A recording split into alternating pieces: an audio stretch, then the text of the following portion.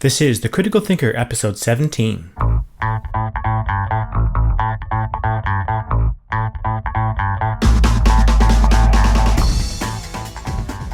Greetings, everyone. This is The Critical Thinker podcast, the podcast dedicated to exploring what it means to be an independent critical thinker. I am your host, Kevin Delaplante. For first-time listeners and viewers, there are a few different ways you can access this episode and earlier episodes.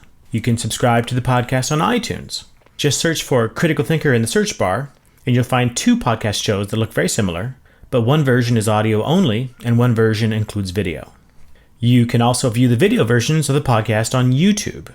Just search for my YouTube channel called Philosophy Freak, all one word, and all the podcast episodes are in a playlist in that YouTube channel, along with 30 or so other videos. While you're there, you might as well subscribe to the channel so you get updates whenever any new video is posted to the channel. And finally, you can visit the website where the podcast episodes are hosted, www.criticalthinkeracademy.com. Most of the comments I get on podcast videos are on YouTube, so if you're curious to see what other people are saying about an episode, I'd recommend visiting there. From now on, I'm going to include a link to the YouTube version in the show notes. But one of the advantages of checking out the episode posts on criticalthinkeracademy.com is that you get access to the podcast show notes, which usually include references and links to resources mentioned in the episode or that are relevant to the episode. And while you're there, you can sign up for the Critical Thinker Academy newsletter, which will keep you informed about new podcast episodes, tutorials, and blog posts. Finally, let me also add that we do have a Facebook page where I share posts and updates. Just search for Critical Thinker Academy in Facebook. All right, where were we? Oh, right, we were talking about critical thinking about conspiracies. Last episode, episode 16, I gave an introduction to conspiracies and conspiracy theories, and talked about why these are interesting from a critical thinking perspective. This episode, we're going to start looking at arguments that urge us to be cautious about conspiracy theories, or at least big, large-scale conspiracy theories. If you haven't listened or watched episode 16, I recommend doing that before watching this episode. If you're watching this on YouTube, you'll see a link on the screen right now that will take you to episode 16. Now, before we begin, let me just remind you about what we're aiming for here. My goal isn't to tell anyone what they should believe about any particular conspiracy theory. That would run counter to the whole point of this show, which is to encourage people to think for themselves and take responsibility for their own beliefs and values. It's safe to assume that some conspiracy theories are true and some are false, but I'm not an expert on any of these theories. I don't have the background to assess the full body of evidence pro and con for any particular theory, nor am I interested in doing that. The only expertise I have on these questions, and the only expertise I'm sharing with you in these podcasts, is how various principles of critical thinking and the psychology of belief and judgment bear on the topic at a very general level. What I can tell you is how the subject of belief in conspiracy theories is standardly taught and discussed in critical thinking textbooks and the related philosophical and psychological literature. But I'm not interested in adjudicating any particular conspiracy hypothesis. That's not what we're trying to do here. Okay, let's remind ourselves where we left off last episode. I was saying that among so-called professional skeptics, figures associated with the skeptical movement that encourages scientific rationality and secular values, especially in the public square, there's an attitude toward conspiracy hypotheses that is widely shared that I call default skepticism.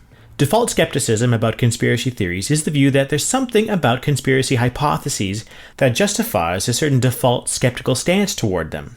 And the stance can be summed up like this: the grander the conspiracy that is required, the less likely it is that it's true. Now, grandness isn't well defined here, but it's some function of the size and scope and depth of the conspiracy. How many people are involved and are required or forced to keep quiet? How long they have to keep quiet? And how many layers of social and institutional structure are implicated? So a conspiracy among, say, the members of a political party to leak negative information about an opposition candidate might involve only a small number of people at a particular level of organization. That's a conspiracy, but it's not a particularly grand conspiracy. By contrast, a conspiracy among pharmaceutical companies to hide the cure for cancer for the past 25 years. Or a conspiracy among government and law enforcement officials to hide the existence of a crashed alien spacecraft in Area 51 for the past 60 years. These are much grander theories. Default skepticism would tell us that these grander theories are intrinsically less plausible, less likely to be true than the smaller scale theories. In some ways, you can view this stance as a particular instance of a slogan that Carl Sagan popularized. Extraordinary claims require extraordinary evidence. Default skepticism about conspiracy hypotheses is motivated by the belief that there's something extraordinary about these hypotheses that scales with the grandness of the conspiracy. But of course, it's not an argument to just say that conspiracy hypotheses are by their nature implausible. We want to understand what it is about conspiracy hypotheses that would justify this judgment. And in particular, the judgment that the grander the hypothesis, the more extraordinary the claim is, and consequently the less likely it is to be true. What reasons do skeptics give to support this conclusion? Well, that's precisely the topic of this episode. I'm going to try to unpack this one aspect of the skeptical stance, try to identify what it is that they take to be extraordinary about conspiracy hypotheses. The aspect of conspiracy theories that I want to highlight is best illustrated by talking through an example that most people are already inclined to disbelieve: the moon landing hoax. Jesse Ventura is generally sympathetic to conspiracy theories. He covered the topic on his conspiracy theory television show, and even he made a point of distancing himself from the idea that NASA and the US government faked the moon landings on a soundstage. Of course, there are lots of parts of the moon hoax story that are plausible. It's plausible that NASA didn't have the time or technological ability to fulfill John F. Kennedy's promise that he made in a speech in 1961 to put a man on the moon before the end of the decade. I'm not saying it's true. I'm saying that everyone understood that it was a serious technological challenge, and that it was reasonable to doubt whether it would or could succeed in this time frame. Also, it's plausible that the video of astronauts on the moon could be reproduced on a soundstage. That's the least implausible part of the theory, in my opinion. And there's no doubt that NASA felt enormous pressure to pull this off, given the state of the Cold War with the Soviet Union and the political costs of either a failed mission or of the Soviets getting there first. And given all this, it's also very plausible that the idea of faking the missions would have crossed somebody's mind at some point in the process. It would be a very natural thought to have under the circumstances, I would think. These are the plausible aspects of the moon hoax theory. But what we're interested in is what skeptics regard as the implausible aspects of the theory. To get at these, let's shift gears and consider what would have to be true if the theory is right, and the landings were faked, and the conspiracy not only to fake the landings, but to keep it secret from the general public, was in fact successfully maintained for over 40 years up to the present day. Well, you'd need everyone directly involved in the conspiracy to agree to keep their mouths shut. Not just the top players in NASA and the US government, but all the subordinates, the engineers, the scientists, the crew, the staff, everyone.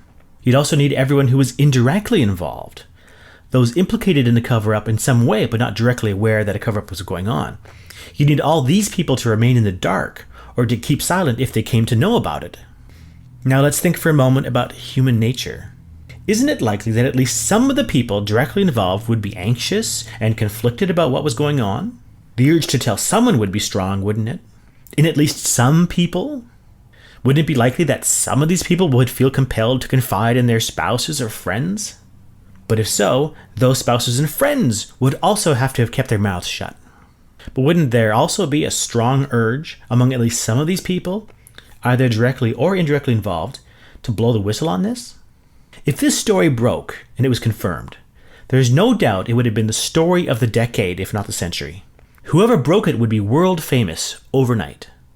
Now on the outside, journalists who suspected a hoax or a cover-up would have an enormous incentive to pursue this story. It would catapult them to fame as well. Think of Woodward and Bernstein, who became household names after they broke the Watergate scandal. So there's psychological and financial incentives from both sides to break this story, from people on the inside and people on the outside. Now, with these plausible background assumptions in mind, I want us to think about the psychology of the high-level officials who would have authorized and orchestrated the conspiracy. Let's assume that they did in fact come to the conclusion that an actual moon landing was impossible or would fail. Imagine them beforehand, deliberating over whether to fake the landing or find some other way to call off or postpone the mission. Sure, there would be a political cost to admitting that the US couldn't do it on the schedule that they had promised. But think for a minute about the political cost of the world coming to know that the US had faked the landing. The political fallout from that disclosure would be many orders of magnitude worse. It's not a stretch to imagine that this would be the end of NASA, and the end of the government administration that authorized the hoax. It would have a devastating impact not only on international perception and confidence in the United States, but also on the confidence of the American people in their own government. But according to the moon hoax conspiracy theory, we're required to imagine that the officials who authorized this came to the conclusion that the benefits of this course of action outweighed the potential risks. Now, if we're right about our basic background assumptions, this could only be a rational choice if they also judged the risk of the conspiracy failing to be small, extraordinarily small. They would need enormous confidence that this information could be almost hermetically contained and controlled. But what reason do we have to think that information can be controlled in this way, or that people can be controlled in this way? And here now is the core premise underlying default skepticism. This is the way the skeptic sees things. If anything, all evidence seems to point in the other direction. Information is intrinsically difficult to control. Indirect effects and unintended consequences are the norm in complex social systems, not the exception. Unpredictable information leaks are themselves common and predictable. That's why governments and corporations have special offices dedicated to public relations and spin control. These are predicated on the assumption that information leaks are inevitable, and they need to be prepared to adaptively respond to those leaks. Now, what's the conspiracy theorists' response to this? Their response is that we're deeply mistaken about all of this. This skeptical stance radically underestimates the ability of the powers that be to control the flow of information and the beliefs and decisions of human beings. The skeptic's response is that we have no evidence that this level of control is even possible, and indeed plenty of evidence, from psychology, from sociology, from history, that it's not possible. This is the central premise that underwrites default skepticism about conspiracy theories. It's the claim that conspiracy theories, of this scale at least, require a belief in almost magical powers of information control and psychological manipulation. Powers that we have no reason to think are possible, given what we know about human society and human nature. And this is why skeptics think that one's degree of skepticism should scale with the size and extent of the conspiracy. With smaller scale conspiracies, it's comparatively more plausible to believe that the conspiracy could be successful. But the probability of success drops dramatically as the size and scope and depth of the conspiracy grows. This isn't the end of the story, of course. Conspiracy theorists, or at least the more thoughtful ones, are well aware of this objection. As I said, the common response of conspiracy theorists to this line of reasoning is to challenge the central premise directly. They'll say that the levels of information regulation and psychological control that are required for grand conspiracies to be successful are indeed possible. And not just possible.